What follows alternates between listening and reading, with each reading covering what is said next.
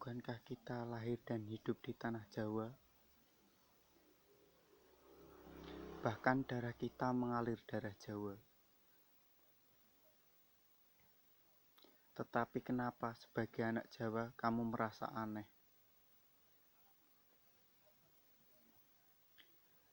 Ketika saya berpakaian adat Jawa.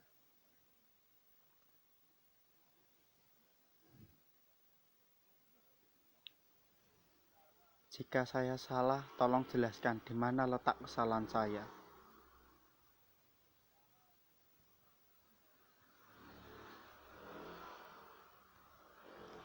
Lebih aneh mana, anak Jawa yang malu dengan Jawanya atau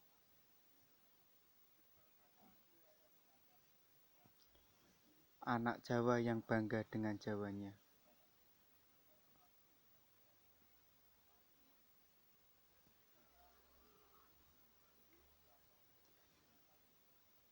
Jika saya yang dianggap aneh, monggo.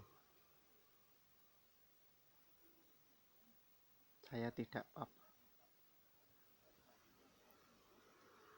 Karena saya ingin menjadi jati diri saya sendiri.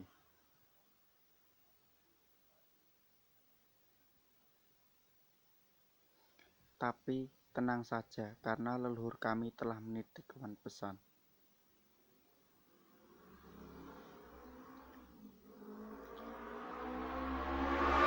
Becik ketitik ala ketara.